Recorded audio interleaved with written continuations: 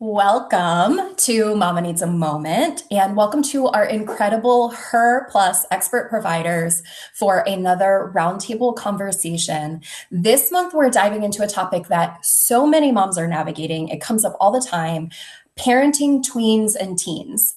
New challenges, new strategies, because they are needed at this stage. As our children grow, so does the complexity of parenting. The tween and teen years bring emotional, physical, social, and developmental changes that can leave even the most confident parents wondering if they're doing enough or if they're doing it right. Today, we're going to explore how moms can stay connected while encouraging healthy independence, which is always the goal. We'll talk about communication, puberty, emotional health, executive functioning, boundaries, and the everyday struggles that help families navigate this season with more confidence and less conflict. Before we jump in, we're going to have each of our experts briefly introduce themselves and share the unique perspective that they're bringing to today's conversation. And if you enjoy today's discussion, remember that every roundtable episode is also available in video format on our YouTube channel. Let's go ahead and kick it off with Gigi. Hi, everybody. So I'm Gigi Miller. I'm a certified neurodiversity coach, and I help teens and adults mainly with executive functioning. A lot of my clients also have ADHD, depression and anxiety. And I love this topic because executive functioning skills are still developing way into their 20s of kids. So parents sort of see different changes and they're wondering what's going on. And so I think it'll be interesting perspective from that point of view. So I'm glad to be here. Thank you. Hi, everyone. I'm Brittany Winslow. I am a pediatric occupational therapist by training, and I'm the CEO and owner of Emerge Pediatric Therapy here in the Triangle. I personally spend a lot of my time these days from the perspective of helping families, kids, whole family systems understand sensory processing, executive function, co-regulation, which I think is going to be a big topic today. There's a lot of co-regulation that we still have to do with our tweens and teens. And I think what probably makes me even more excited about this conversation is I am the mom of 3 girls, and 2 of them are in the tween teen stage right now. So a lot of my work over the last 6 months or so has also been focused on understanding how that shows up in girls with ADHD and how puberty impacts that as well, because there's just not enough research on it. So I'm excited about this conversation today, and from here hearing about everyone else's perspectives as well. I'm Jill Triana. I'm a licensed clinical mental health counselor with nearly 25 years of experience, which seems so odd to say. I'm also the founder of Centerline Counseling, where I specialize in working with high-achieving, resourceful, high-capacity women who are anxious and stressed, overwhelmed, burned out. I'm so excited to be here today because I've spent my entire career working almost exclusively with tweens, teen girls, college and young adult women and their families, namely their moms. So this is right up my alley. I also work with women who are managing multiple roles, going through a variety of life transitions, and just struggling to balance it all. I work with a lot of moms, though, as they navigate overwhelm and anxiety that goes along with parenting through the teen years. And one thing that I've learned is that parents don't lose influence during the teen years, but they often do lose confidence. And so my work surrounds helping moms understand what's happening developmentally, neurobiologically, so that they can stop second guessing themselves and strengthen their relationship with their child and parent from a place of confidence instead of worry and fear. So I'm excited to have this conversation today. I'm Cassandra Pickett. I'm a licensed marriage and family therapist and mental health coach for women, working on boundaries and overfunctioning so women feel like they're living in alignment with their core value system.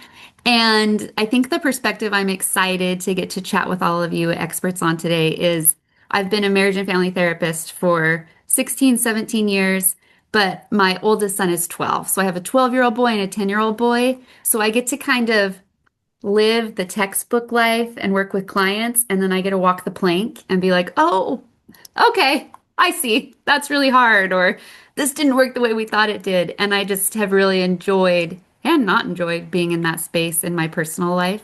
So I'm excited to learn and chat, and I think it'll be fun. Well, welcome to everybody. It's great to have you here.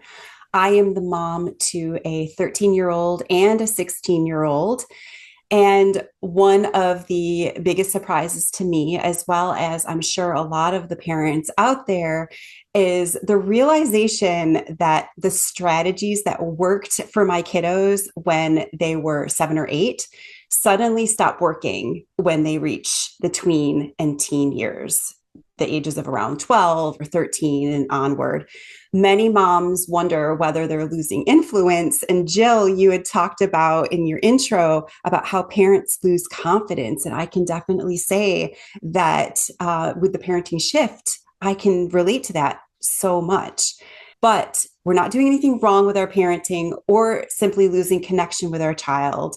But it's great to have this discussion so that we can start to understand what is happening during these years. The reality is that this stage of development brings enormous changes, not just emotionally, but physically, socially, hormonally, and neurologically. Understanding what's happening beneath the surface can completely change how we respond as parents.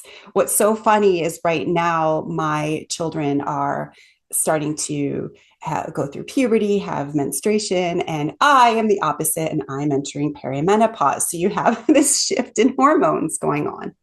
So my question to all of you is, what are some of the biggest developmental changes happening during the tween and teen years that parents often misunderstand? And how can understanding those changes help us parent with more confidence? Something I've noticed at work with parents and family sessions, and then in my own life is I heard this analogy before, and it's not mine, but somebody said parents of teens and tweens really become a houseplant. So you're really not saying anything, but you are always exactly there. You're always there. You're exactly where you should be, but you're quiet. And I think that's a really big change that's hard for people is to feel like their kids are pushing them away and they don't want them and that they need to lose influence, like Jill and Cindy are saying, when in reality, your influence is just shifting its delivery. So people make the mistake of being like, well, they don't want the hug, so I'm not going to reach out to them. They don't want to hear my advice, so I'm not going to offer it. They cringe when I do stuff, so I'm going to stop doing that. And they pull back. When in reality, you want to be like that houseplant, like you're always there. They always have something to cringe at. They always have something to say, I don't want to hug. They always have advice to turn down, right? Versus removing yourself. You just want to change the delivery so it's always available. And that can feel hard because we feel rejected. So just really working through your own stuff. So you're like, this isn't about me. I'm not rejected. I'm still this gorgeous houseplant. And I still get to be in the room. Yeah, it's important to remember that the pulling away that you were just talking about is developmental. And so it's for moms, it's about reframing that pulling away or them putting those big boundaries up, not as rejection, but reminding ourselves that this is normal and this is exactly what they should be doing right now. And I talk about this a lot, both with the teens I work with and also their parents, which is that this process of individuation, so that's differentiating from your parents and becoming independent, not just in your day-to-day actions, but in your thought, in your beliefs, in your values.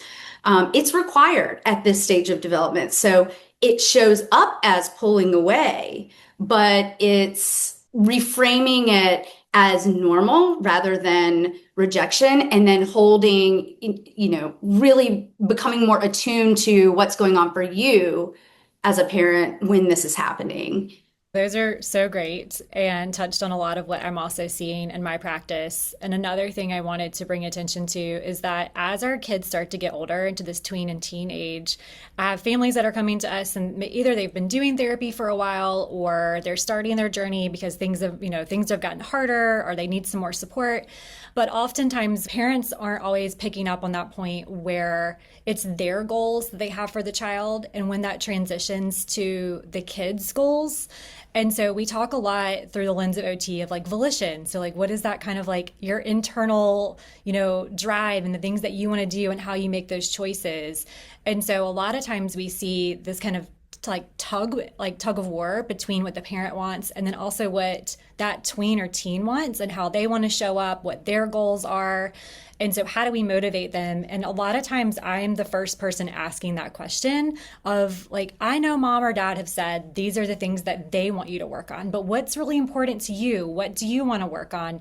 And really not as a parent feeling like now all of a sudden your desires for your child are not important. But when we start to come and make this more of a collaboration, we can really strengthen that relationship. And then all of a sudden we see the tween or teen are like, oh, well, I do really want to feel like I am not always forgetting an assignment at school, but when it becomes their goal and what they want to do, there's so much beauty in that. And when the parent and the tween or teen can really get on the same page with that and understand that how can we work together here? That is something I think that can be really powerful if you don't kind of wrestle against it.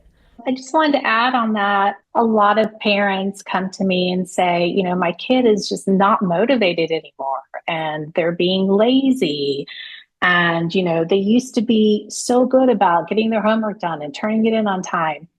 And they start to question everything like, do they have ADHD? What's wrong with them? And I think it's important to remember that stress, sleep, hormones, anxiety, all of this impacts the executive functioning. And it's not so much a motivation. They just feel overwhelmed. And so they just stop and they're stuck and they don't know where to go next. And I think for parents, it's really important to stay curious and ask questions instead of trying to fix it for them and tell them what to do. Just dig in and ask questions like, what is going on? What's hard about this right now?